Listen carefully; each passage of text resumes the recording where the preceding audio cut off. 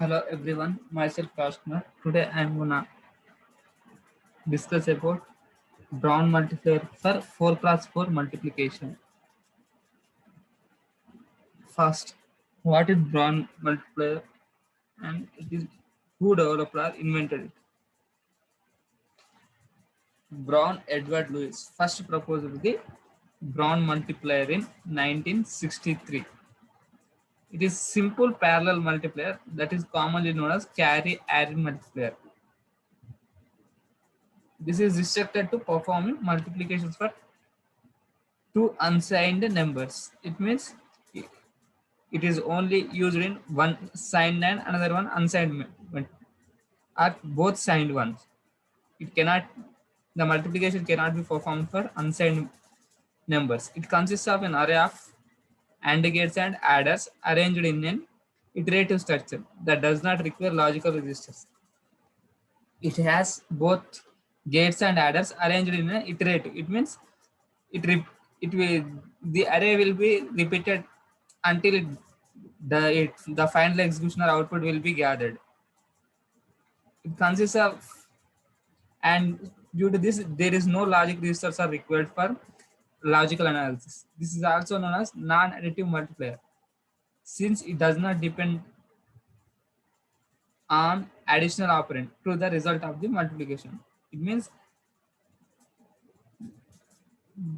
it doesn't need an carry or borrow to add additional operand to the result of the multiplication. This is the block diagram of this. It is first one A0 B0.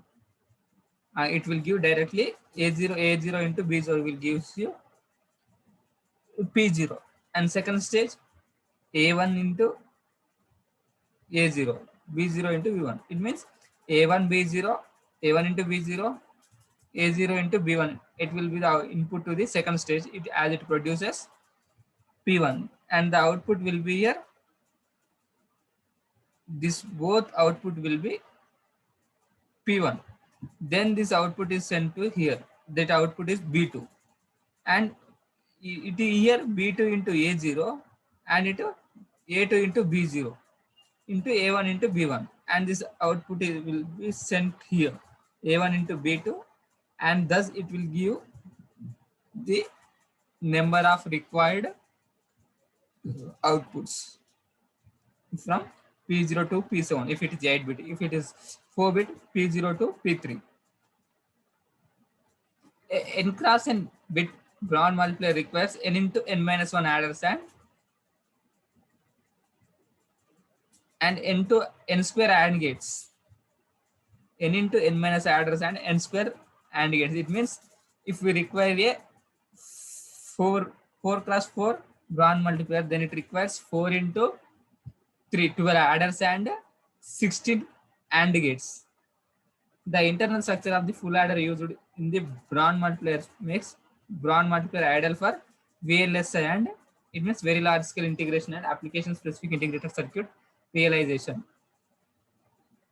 Each of the xi into yj product bits is generated in parallel with the AND gates. It means we have seen this output is generated here.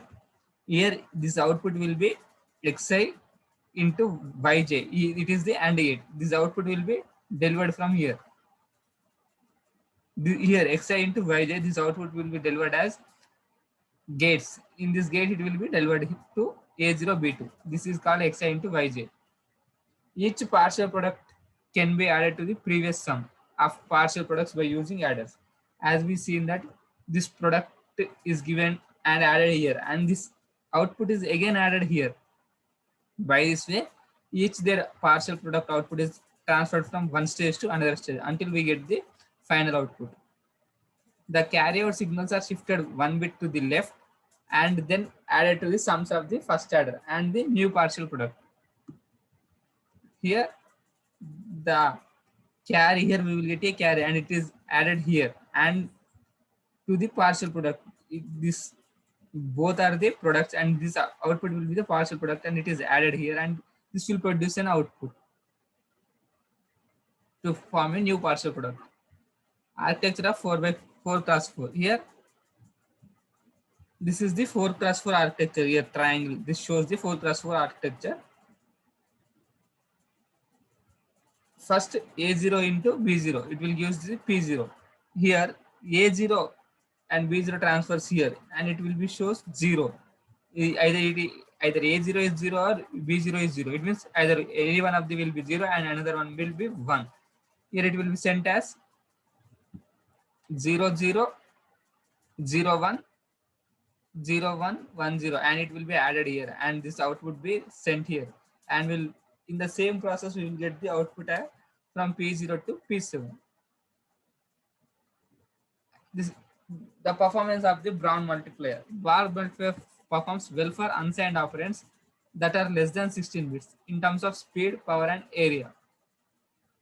Besides, it has simple and regular structure as compared to the other multipliers. However, the number of components in required building required in building the Brown multiplier increases correlated with number of bits, as it means the number of bits increases proportionally, the number of components also increases. This makes Brown multiplier inefficient, and so it is rarely employed while handling large operands. We know that as the number of components increases and the number of bits, complexity increases. If a system with less components and number of bits, then the complexity will decrease and it will performance will be more. In Brown multiplier, the performance will be very less due to the number of components and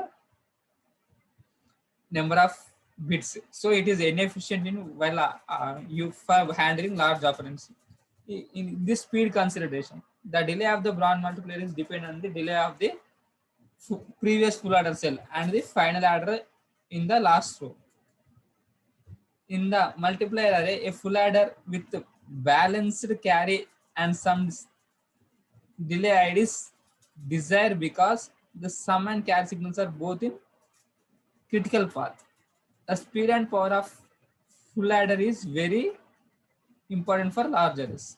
Thank you.